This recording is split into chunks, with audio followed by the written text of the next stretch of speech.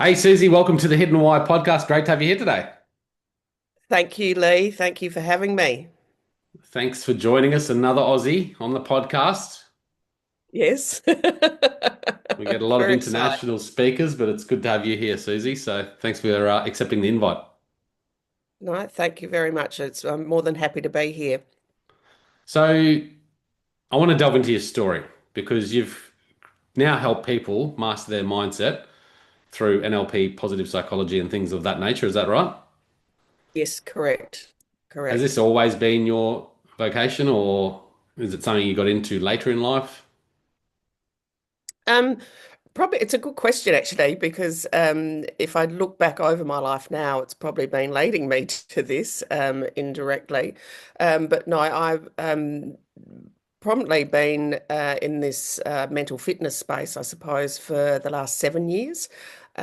Sadly, in 2018, I lost my son, named Murray, nicknamed Muzz, to suicide. Yeah.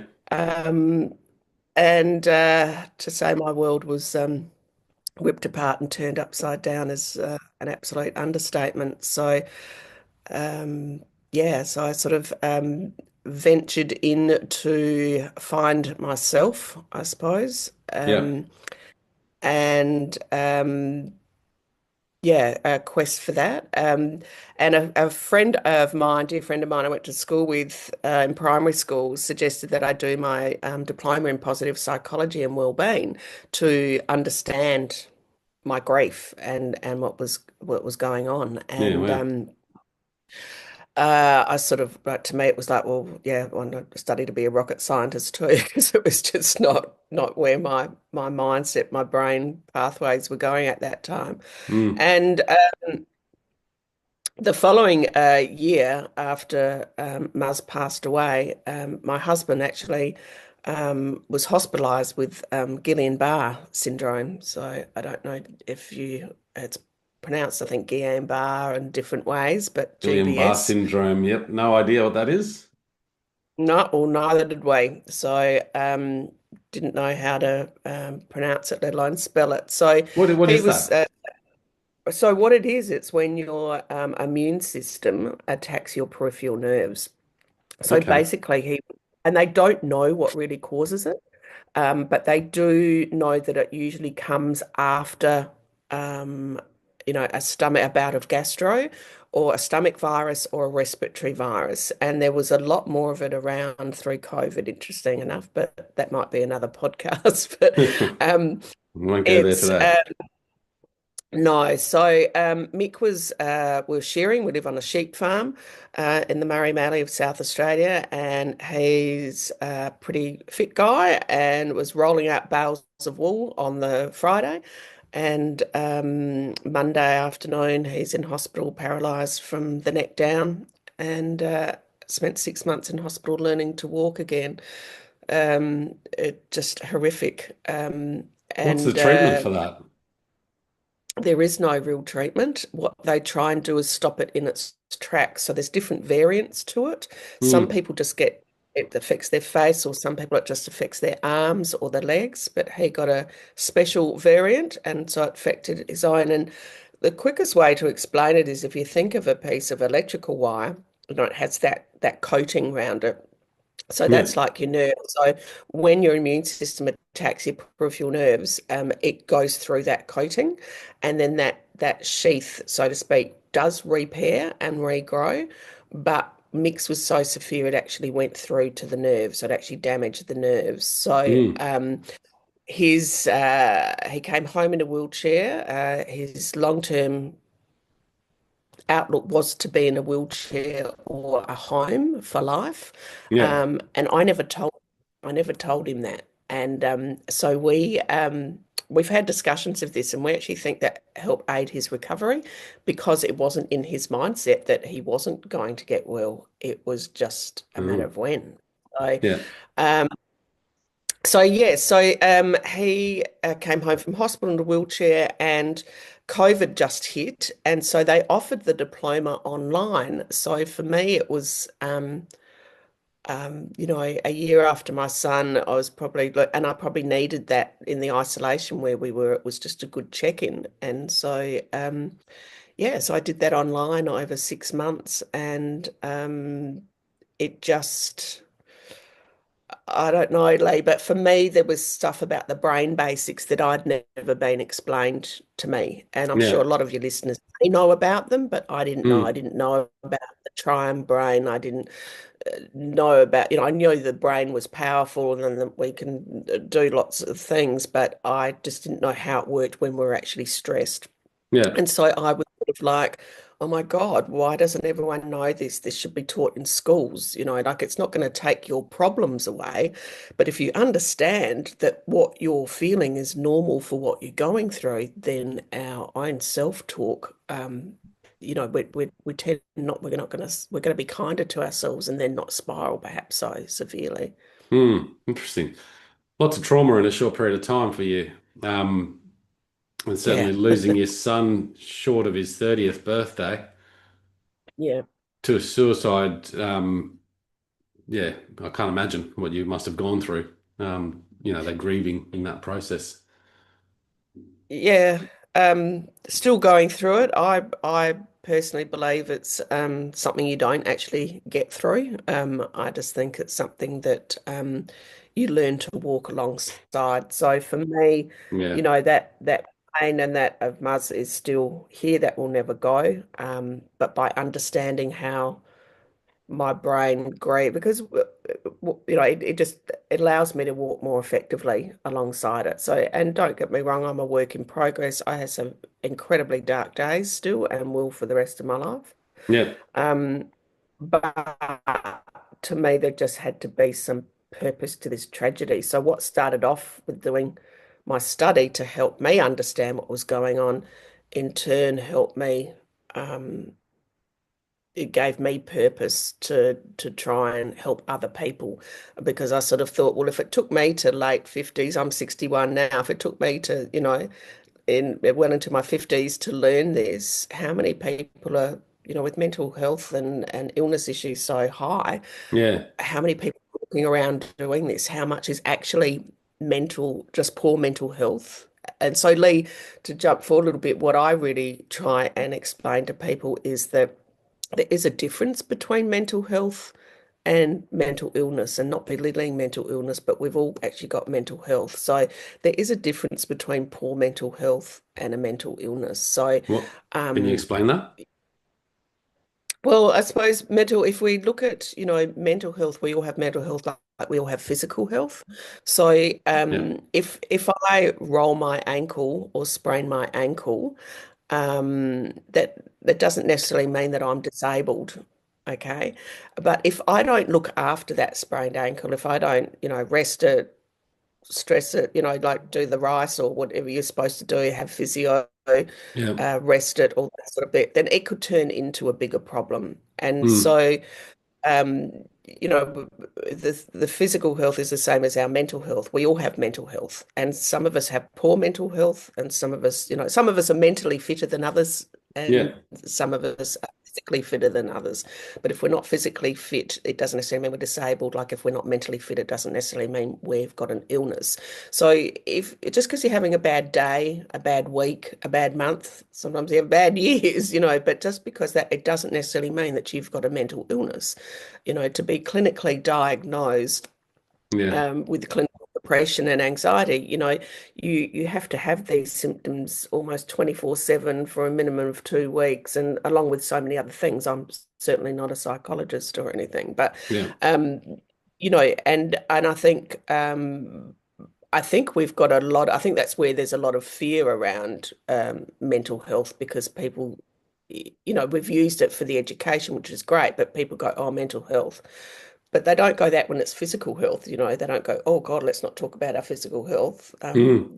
They might if we start talking about obesity and things like that. But Yeah. um, yeah, so I think it's important for people to understand that. It is. And because of that, we've got a society that are, yes, self-diagnosing and self-medicating, and that can cause more problems too. It's over prescribed at the moment, do you think, this mental health? pandemic, if you want to call it that. There seems to be a lot more people talking about it, so I think it's a more common conversation nowadays, which is which is helpful. great. Yeah, But at the absolutely. same time, we all have mental health issues, and it'd be easy to say, "Well, I've just got depression," and then get medication for treating it when it could be Yeah, simpler in dealing with, like you would with your physical health. You could be physically absolutely. unhealthy. You go out there and eat better and walk a bit more, and you improve Yeah. your physical health. Same with mental health, right? Yeah, so you don't go straight to a wheelchair, do you? You know, No. yeah, exactly. So, and I think if people start to understand that, and that's why I started using the term mental fitness. My Yeah. younger brother had been in a training session and someone had used it, and he said, it was really good because there's still a bit of stigma sometimes around that word mental health, because they relate that to depression and that, whereas, we don't always relate physical health to obesity and things like that. So yeah, I think you're spot on, Lee, that it's great because people are talking now. It's more in a conversation. Um, but we've also got then the people perhaps not reaching out earlier because they're fearful that they might have a mental Mm. illness or a mental health.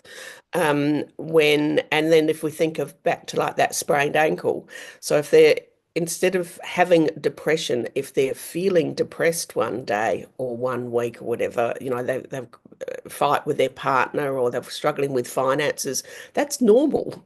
Yeah. That's not a mental illness. That's actually normal. And so this is what I said by understanding how it works, feeling that what you're feeling is normal for what you're going through. So when the situation resolves, your emotions will resolve. Mm. Now, when the situation resolves and your emotions don't resolve, then that may be a mental illness. But majority of people, that's life. We're on a continuum. So, Yeah. our levels go up and down several times a day, a week, whatever. Most people's mental health is quite poor on a Monday morning, 8 o'clock, going to work. Friday afternoon, it's high, so that's normal. That's Yeah. normal for what we're going through. We Um, all have bad so I days, and I think to acknowledge that it's not, not every day absolutely. can be full of joy. No, and I think that's what I mean. People think, oh, positive psychology. It's not about being positive all the time because, as you just said, Lee, life just doesn't work that way. But what it is about is understanding, what happens, which is understanding our triggers. The basic concepts are all the same. But for me, you know, um, I've got my grief that's there and that loss. But if I start feeling down or out about something else and I don't know, it's actually leaning into it. It's actually sort of saying to myself, okay, what's going on? And for me, well, the basics are the same, but for me, it's definitely highlighted that if I don't get enough sleep, if I eat too much of the wrong foods and too much of it, and if I drink too much, and I don't do some form of exercise, and I don't mean going for a run or jog, I mean even just a 10-minute walk, something just to get your body Mm. moving. So if I'm feeling a bit out of sorts, I might go, okay, what's going on? And so then I'll go, like my worst is probably after Christmas and Easter. Because I'll go, okay, yeah, right. You ate too much chocolate, so too much sugar. You sat up late, you had the extra glasses of wine, you're not getting your sleep and you haven't been doing your walk. So I put those practices back into place and I start feeling better. Yeah. That's looking after my mental health or my mental fitness, Yeah. okay? As opposed to my grief that, is probably on a form of, post-traumatic stress disorder and that sort of thing. But they're two completely different things, if that Mm. makes sense.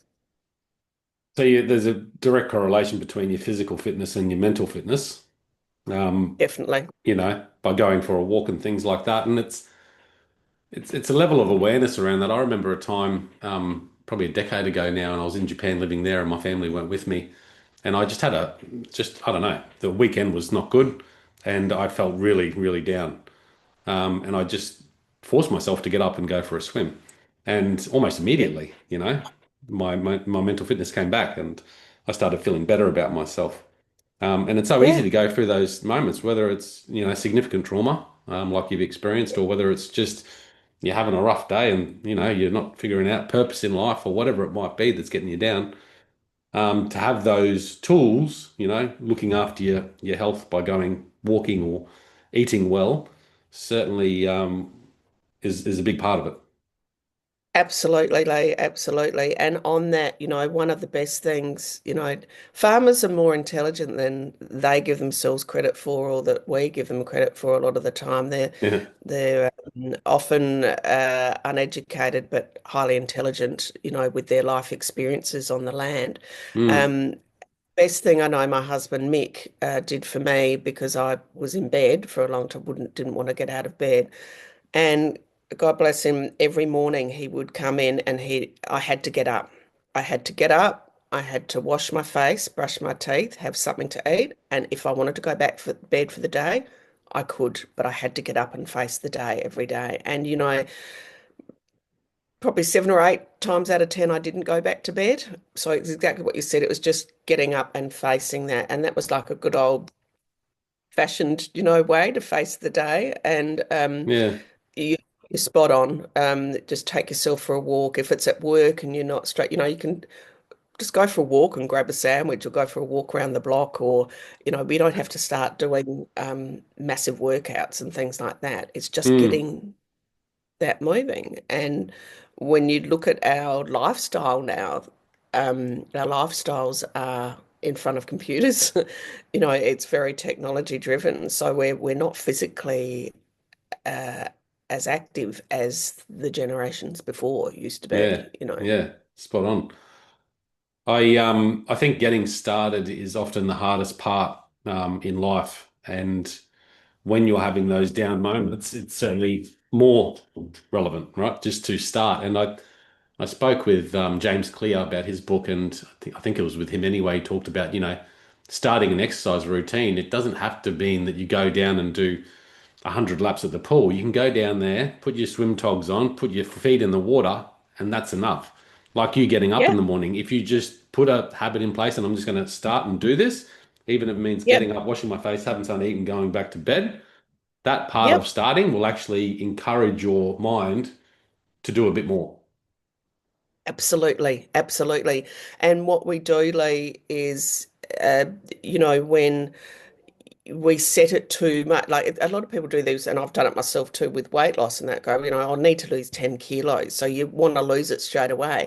But and we set ourselves up to fail all the time, and wonder why it becomes too surmountable. And as you said, so you just don't want to start. But if you break it down into workable small pieces, they're very productive. Hmm.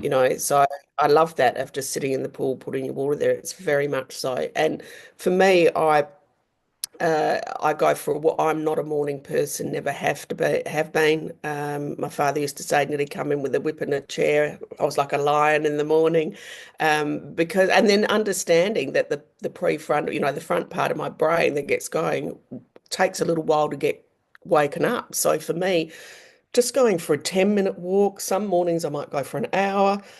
Some it might just be 5, 10 minutes, might be just with Mick to walk down to the shed to the ute, but I have to get my body moving for the morning to wake up my brain, so to speak. Hmm. And then I feel great. Now I'm set for the day. Whereas most people, and when I was in the city, used to do the same. It's quick, grab your coffee, jump in the car, fight traffic, get there. We don't take that time for ourselves. Yeah. And and I'm not the creator of this, but I've adapted it, is the 1% of your day theory. So I adapt into my program as the 1% of the day choose you theory. So when people say I don't have time, I haven't got time to do that, I haven't got time to do this. 1% of your day is approximately 14 minutes and 28 seconds or something. So that's out of 24 hours. Yeah. So if you haven't got 1% of your day to choose for yourself, like round it down to 14 minutes. So walk 7 minutes up that way, set your phone, turn back and walk 7 minutes back. If you haven't got 14 minutes to sit with your partner, your kids, then your life, something's way out of alignment. Hmm. And the intent or the idea behind that is to make people acknowledge that we can't give what we don't have for ourselves. So if you've only got 60, 70% self-love for yourself, then that's the most that you can give to your partner, your kids, so forth. Yeah. Um, Interesting. if you've only got 60% self-respect, then that's the most you can give because that's the only, you can't give what you haven't got.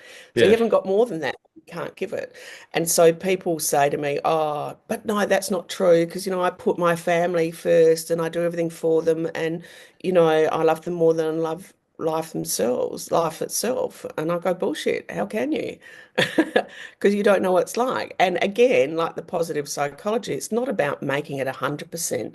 But if you use 1% of your day, choose you, 14 minutes a day to improve your self-esteem, your confidence, then that's got to have a flow-on domino effect to your Mm. part, to the people around you. So um, it again, just coming back to that small step, like James Yeah. said, put your feet in the water. It's the same thing. Just start with 14 minutes. And if you haven't got 14 minutes for yourself out of 24 hours, Yeah. go to bed 14 minutes later, get up 14 minutes earlier.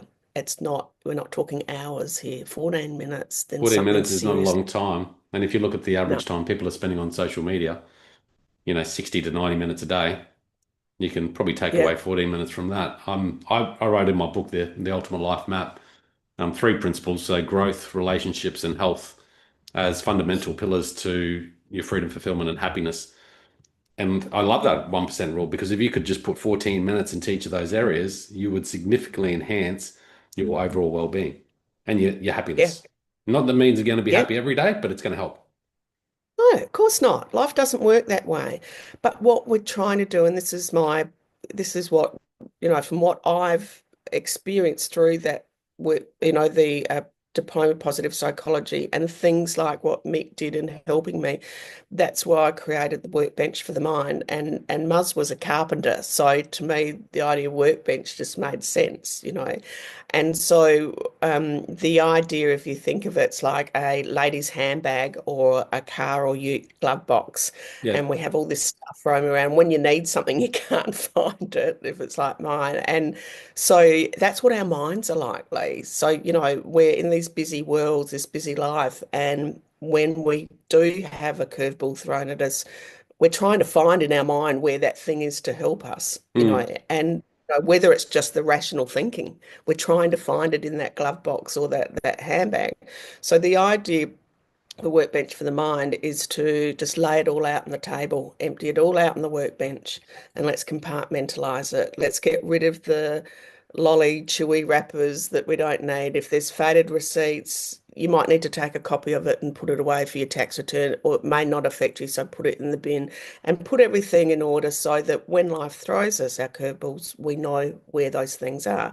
And it's not a one time all, like we have to go back and check this. It's like spring cleaning your house or doing your weekly Regular housekeeping. check-ins. Yeah. Yeah, absolutely. And one thing I've really identified, Lee, and I've experienced personally, and I'm constantly hearing around in my communities, is that it's zero to psychologist. So if we come back to that mental health versus physical health and mental health versus mental illness, you know, in some of our rural towns, we have to wait 6 to 8 weeks to get a GP appointment to get your mental health care plan if you actually need one. But you won't know if you need one or not until you get there. Then, if you do need one, you can wait up to another 6 to 8 weeks to access a professional counsellor or psychologist. Yeah. So that's more than 3 months. That's 3 months. And Mm. if you're like me, start doctor Googling, your next thing is self-diagnose yourself with some mental illness, bipolar, whatever. And I don't want to go forward because I don't, that's what I've got. So that's a long time, and we Yeah. can really spiral ourselves down. So the idea of Workbench for the Mind is to give people those basic tools to help themselves keep themselves in check until they get to that doctor's appointment. I'm not qualified to say whether it is or isn't a Mm. mental illness for them, but it's just that there's no resources from zero to psychologist.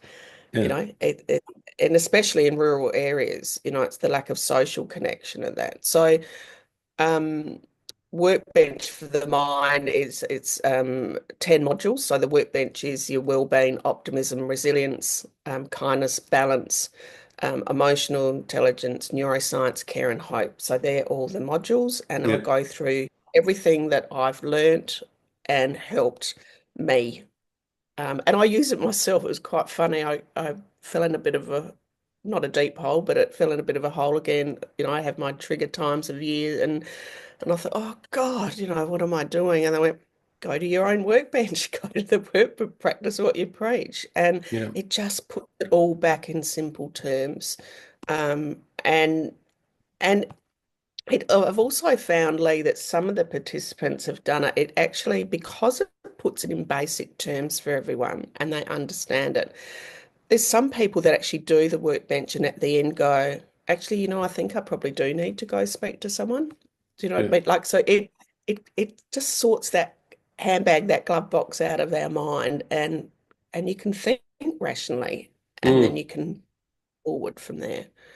Yeah, take out the clutter. I think that's really important, and that's why I think, journaling's such a great practice for people to do because it, again, just taking it out from the mind, putting it down in front of you, you can see things a little bit more clearly and have a better perspective on what it is that might be, churning in your mind. Absolutely. And just another observation, in another lifetime I was in lived in the city. Mick's my second husband, his mother's stepdad. I like to say I was original farmer once a wife. No, I wasn't on the TV show, but through family friends. So I've been here 20 years with Mick. And when I lived in the city, I was in recruitment and radio sales rep, so I was business development. And I remember, so I'd be coming up from about 28 years ago, and as a sales rep, we got given laptops, mobile phones to make our work-life balance, better. And I did it as a single mum so that at night I could take work home and I could still be there at school pickup and things like that. So when Mm, I often think on the work I'm doing 28 years on, and this was all to give us a shorter work week and more balance. And here we've got everyone still with all this technology 28 years later, and they're probably doing the job of two or three people. And we're wondering why mm, mental illness and mental health issues are so high. mm, Um, it's a bit of a no-brainer, really, because our TVs, our phones, our cars all have software upgrades, but our brains don't. mm. And and if I can throw some stats in here, Please do. it's estimated that um, in Australia, 65,000 people attempt to take their life each year. More women than men, yet Yeah. more men follow through. And Okay. so the stats are 9 people a day, and they're the ones that are registered by the coroner on the death certificate as suicide. So if someone, you know, uh, drowns or they run their car into a tree or something like that, that's actually considered a road fatality or a drowning. It's not Right. considered suicide. So Yeah. we So think nine a that those day, so stats. the numbers potentially much larger. Yeah, and so, you know, it's great we're getting the awareness out there, but and the research is incredible, but again, there's nothing underneath. So what we're doing isn't really working because our numbers are increasing. They're not actually going down. Mm, But when you think of that overload, of 28 years and you're still working 5, 6 days a week from 8 in the morning till 5 or 6 and taking work home. Why are people taking work home mm, in today's times?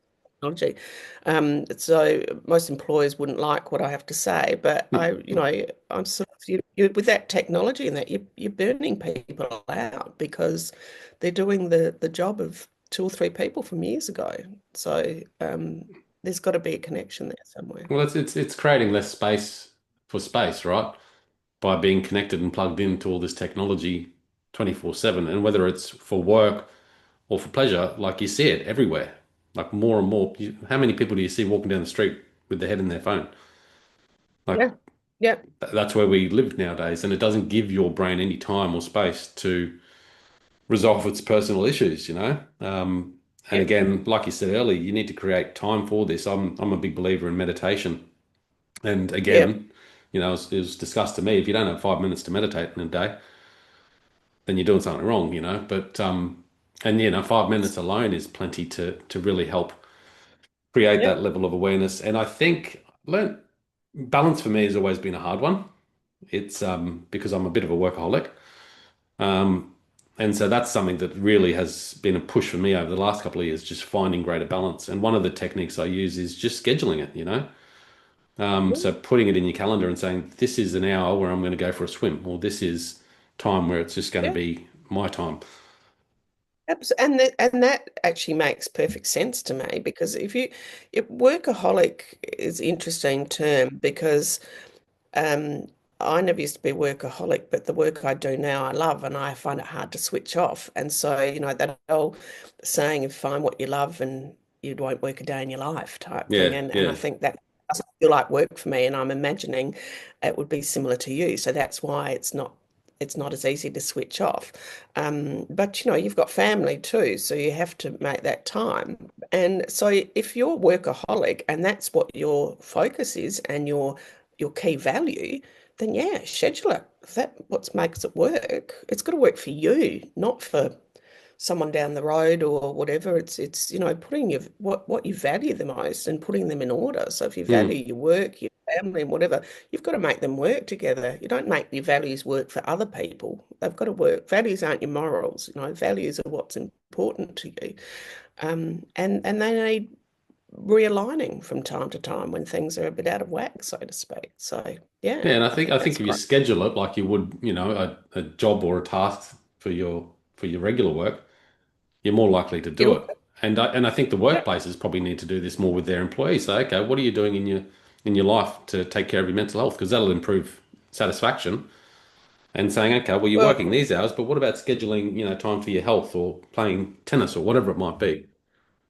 absolutely. And it's interestingly because I think was it last year. It's actually in Australia. It's actually a legal requirement now under Safe Work Australia to provide a mentally healthy workplace.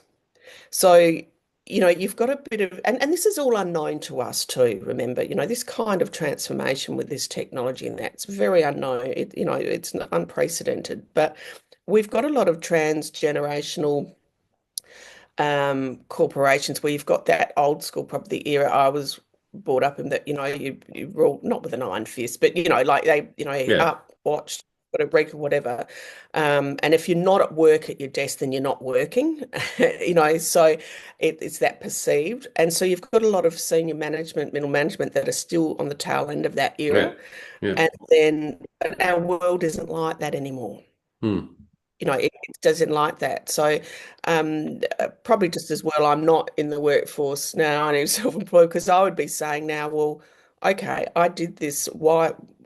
To me, that job I was doing 28 years ago, I should be doing 2 days a week and I should still be getting paid accordingly. Yeah. Um, because I'm still doing that work and you want me to do another 3 days, then you've either got to pay me more. Or that's not really physically, possible because I'm going to burn my brain out, which is what's happening. Interesting, isn't Um, it? Like it's just well, it's all based on the economic sort of stats and figures and because we're all after that profits and growth. And so we go, okay, well, we've got this technology, so you can do that job now in 2 days, but we're going to give you this so we can increase that output. And that's happened since, machinery and all that. It's just continually evolved. And now we've got AI, and my God, this space I love it, but it's very scary because I can it see is that scary. you can just do more and more and still work the same amount of hours, but then your output's just huge. But when again, giving yourself that time to just your personal time, and you're right, we should be working less and having more time for living life. And our financial situation shouldn't be indifferent because you're still doing the same amount of work, Yeah, So you would it's think. Hmm. it's yeah, and that's where I do love the farming. Like, I mean, it's a lot of hard work, but we don't get mobile reception here. My mobile, we're still, we're 2.5 hours from Adelaide, and I still don't get mobile reception. Um, and So, which is a good thing. Mine goes through the Wi-Fi. So sometimes it's frustrating running a business because sometimes I might get voice messages 2 days later. We still have a landline. We need to have that. Um, Landline. but we're in a this technology, and we know from our kids, it's a real dopamine hit. It's an Yeah. addiction. Mm. And so the more we do it, as you just said then, oh, good, we've got this technology, you can do it quicker. So here's something else to do. That's giving it. And then we want to, as employees, we don't want to lose our job because cost of living that. So we're, oh yeah, give it to me. I can do it. I can do it. And then they're getting that hit because it's like, oh God, I achieved that. Right. What's next? What's next? So we get on this wheel and then we turn around and go, what's wrong with mental health? Or the mental health is something wrong. It's like, well, not belittling again in my opening saying was, I'm not belittling mental illness. It's very serious, but that's a small percentage of the Mm. population that actually Yeah. struggle with the mental. We need to teach, and I reckon that's a great idea in businesses to schedule time, for what is their mental fitness structure for the week. It should be part of their check-ins Yeah. because as a providing a mentally healthy workplace, that should be part of it. Great. This is our week coming up. This is your month coming up. Right. Okay. So you're going to be at the office here. Right. Where's your family time? Where's your, because it's the only way Yeah. it's going to work and It make it. is. Absolutely. I think I started scheduling my week and going, okay, this is what I'm doing Monday to Friday, etc. Saturdays as well, I work typically. But I wasn't scheduling going for a paddleboard or going for a hike or things like that. And I'm still not very good at it. But I think if you schedule it in and go, that's what I'm doing this week, at the start of the week or on a Sunday afternoon, and schedule that personal time, that stuff that brings you joy and takes you away from technology, absolutely Yeah. fundamental. I don't know if it was you that talked about it, but providing this level of education, positive psychology in our schools, is that something that you're doing or a part of? Yeah. Yeah, I'm trying to now. So there's lots of great programs out there, like they really are. I think my frustration in South Australia in particular at the moment in the regional schools is there are so many different programs, but there needs to be a consistency. To me, it should be part of their taught, you know, maths, English, whatever. It should be your mental fitness. It should be right in there from Mm, grade one. So yeah. they understand those brain basics. And there is a bit of that happening in certain schools. Um, I just did a trial of my workbench for the mind with with a secondary schools alliance, and we had 9 students in there for 4 weeks, and I delivered it face to face with them, and it was just incredible. So it was years, mainly year 12s, and I had 3 from the special school, and it was incredible, and it was incredibly emotional for me too because week one, I saw these 9 students just sort of not really engaged and, sitting there. And it was 1 day a week for 4 weeks. And then the fourth week, I sort of said before closing, because we worked through what the idea was to end up with some goals and things for you to work forward with. And I said, would anyone like to share what their goals? And they were nearly fighting over jumping up to come and present to the rest of the students, which I actually hadn't asked them to do. Wow. But just seeing that confidence, um, by actually just slowing it down and working through some things basically and Mm, what you touched before. So instead of going, how am I going to get through year 12 or I'm struggling with ADHD and like these things, how am I going to overcome that? We break it down into those bite size and make those little changes and put those a little map in place for them so that when you go off course, you just go back to the map and get back on course again. The yeah. same as Yeah. yeah. Yeah. I love Um, it. it's been great. So I'm really pushing to get the schools. I'd love to continue working. It was a trial, and I think the feedback was good. So we're in the process. But Yeah. one of the frustrations is that these schools have to go outside to get the funding for these programs. Mm, They have to go to local rotaries and things like that because the budgets in the department are just not there. yeah, So it's crazy, isn't it? it is crazy. It I is really looked at crazy. I lived in Japan for many years and I was always fascinated by their health and nutrition around food. They from as soon as you start school, they share their meals The kids are responsible for collecting the meals, serving each other, and then they talk about the food as well, and what the components are as it relates to their nutrition and health. And you can see the physical health of the Japanese is quite strong Yes. because of that fundamental. And I really feel we should bring that into our schooling system, but also this level of mental fitness. What are we doing from, like you said, grade one, around educating people on how to deal with their mental health? Because technology, our brains aren't wired to deal with this evolvement of technology. It's advanced so fast. Our brains have evolved over millions of years, and technology is just going Yes. boom, boom, boom. So we really need, like you said, the tools to help these people deal with that because it's not going away. We know that, but we No. can No. certainly have that workbench to help deal with these things. So Yeah. it's fascinating. I And love that's your what. work. Thank you. I Thank could sit you. here and talk about this all day with you, I reckon, It's because all we both right. enjoy it. But I do have to run, and yeah, really appreciate your time today, Susie, coming on the show. No, thank you, Lee. No, happy to do it. And yeah, really enjoyed talking with you. And yes, I think we both could talk to each other all day. I might have to get you on my podcast. Absolutely. Let me know. We might have to do a take two of this. Suzi Evans, guys, check it out, the Hidden Why podcast. All the links to Susie will be in the show notes there. And until next time, peace, passion, and purpose. See you soon.